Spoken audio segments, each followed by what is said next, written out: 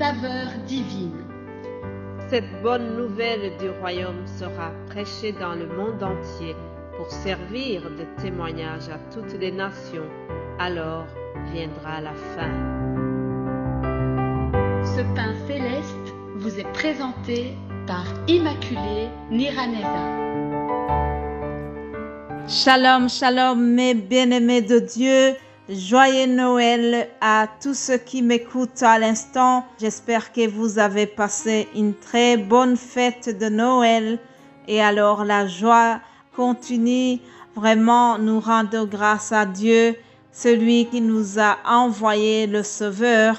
Vraiment, c'est une joie de savoir que Jésus-Christ s'est fait humble, il s'est humilié, il s'est fait homme pour pouvoir venir nous apporter le salut. Alléluia. Bienvenue à vous tous qui écoutez donc cette émission. Nous continuons de nous réjouir du plus beau cadeau que le Père Céleste a offert à l'humanité, son Fils unique, afin que celui qui croit en lui ne périsse pas, mais qu'il ait la vie éternelle. Alléluia.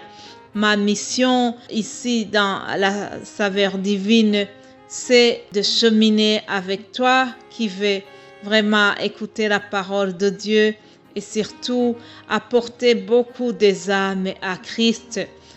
Vous savez que la semaine passée, nous avons parlé concernant la naissance de Jésus-Christ.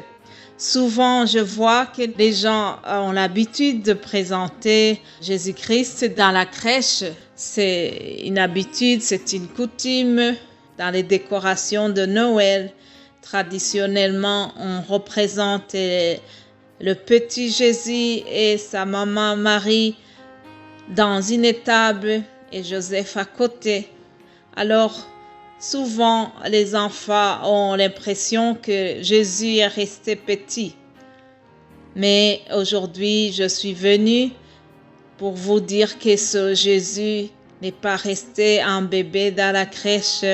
Bien sûr que vous le connaissez, mais je m'adresse aussi au public qui serait petit, les enfants qui m'écoutent. Je voudrais souligner que Jésus-Christ a grandi. Il a pu faire le travail que son Père lui avait confié, la mission qui lui a été confiée ici sur terre. Jésus-Christ l'a bien rempli. Alléluia. Ce Jésus qui nous est né donc, la Bible nous dit qu'il a grandi comme les autres enfants. Il a été élevé dans la culture juive. Et à 12 ans, il a été dans une synagogue et nous allons voir ce qu'il a fait dans cette synagogue-là. Mais avant cela, je voulais souligner que pour les Juifs, l'âge de 12 ans, c'est un âge très déterminant, c'est un âge où le jeune garçon, un pré-ado, commence à faire des activités religieuses. C'est ainsi que, à cet âge-là, Jésus commence une activité qui est remarquable. Ce n'est pas par hasard qu'il est dans cette synagogue et qu'il fait la lecture. Précédemment, il ne pouvait pas le faire parce que, se basant sur sa coutume juive, c'est comme s'il était avant 12 ans, il n'a pas encore la maturité spirituelle pour pouvoir lire la Torah en public.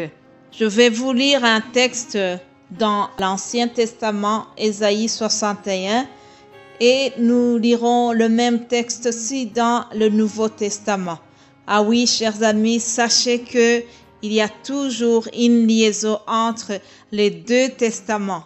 Beaucoup de gens pensent que l'Ancien Testament ne concernait pas les chrétiens, mais Jésus-Christ est annoncé depuis l'Ancien Testament et puis jusqu'au Nouveau Testament. C'est la même histoire, c'est vraiment une prolongation, une préfiguration de ce qui se passe dans l'Ancien Testament, se trouve dans le Nouveau Testament. Lisons Ésaïe 61. Le titre c'est « Le salut proclamé ».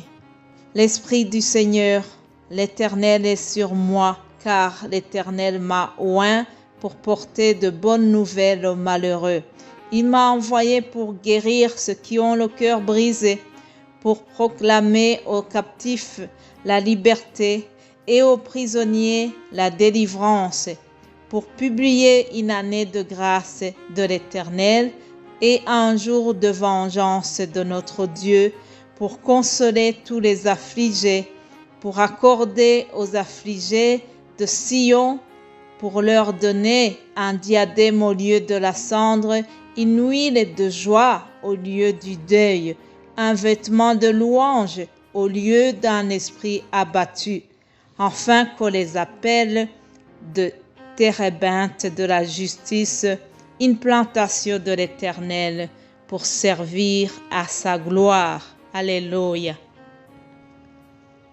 Frères et sœurs, si vous vous rappelez des messages que j'ai donnés la fois passée, il y a un message où je vous ai dit que Jésus-Christ a été prophétisé. L'arrivée du Messie avait été annoncée par les prophètes. Alors ici, le prophète Ésaïe vient de nous parler de lui et surtout, il donne toute une série de choses que le Messie va faire dans le monde. Alléluia. Le Christ qui est né, dont nous célébrons la naissance au jour de Noël, ce Christ-là, ce Messie-là est venu avec une mission bien spécifique. Alors, il y a notamment le fait de porter la bonne nouvelle aux malheureux, le fait de donner la liberté aux captifs, publier une année de grâce. Voilà, tout ça, ce sont des missions que Jésus a fait sur terre et nous allons y revenir durant la semaine d'une façon détaillée. Ce que je voulais souligner aussi, c'est que le même texte que je viens de vous lire, il y a son parallèle dans le Nouveau Testament. Lorsque Ésaïe écrit ce que je viens de lire, 7 siècles au moins sont passés avant que Jésus-Christ soit dans la synagogue et fasse la lecture que je vais vous lire dans l'Évangile selon Luc, chapitre 4, versets 16 à 21. Lisons au nom de Jésus-Christ. Jésus dans la synagogue de Nazareth. Il se rendit à Nazareth où il avait été élevé et selon sa coutume, il entra dans la synagogue le jour du sabbat. Il se leva pour faire la lecture et on lui remit le livre du prophète Ésaïe.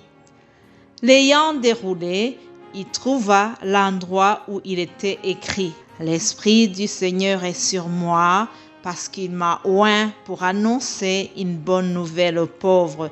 Il m'a envoyé pour guérir ceux qui ont le cœur brisé, pour proclamer aux captifs la délivrance et aux aveugles le recouvrement de la vue, pour renvoyer libres les opprimés, pour publier une année de grâce du Seigneur. Alléluia.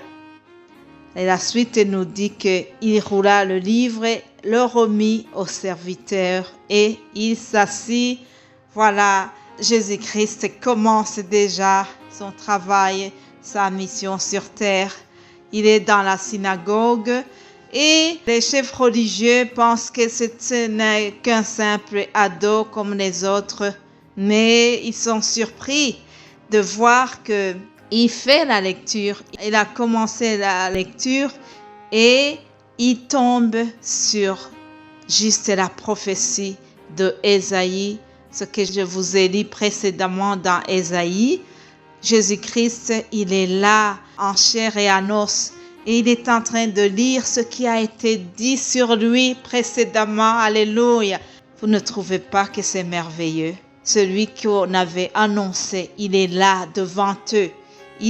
C'est comme s'il leur disait, voilà, tout ce qu'on vous a raconté depuis des siècles, vous êtes en train de le vivre. La prophétie est en train de s'accomplir devant vos yeux. Alléluia. Heureux ceux qui ont vu l'accomplissement des prophéties. Voilà, chers amis, c'est cela que nous allons parler durant la semaine.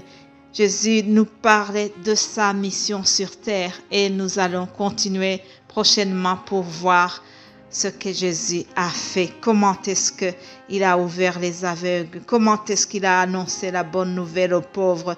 Comment est-ce qu'il a publié une année de grâce? Alléluia. Continuez de vous réjouir du Seigneur qui nous a été envoyé. Soyez bénis au nom de Jésus-Christ. Amen. Amen.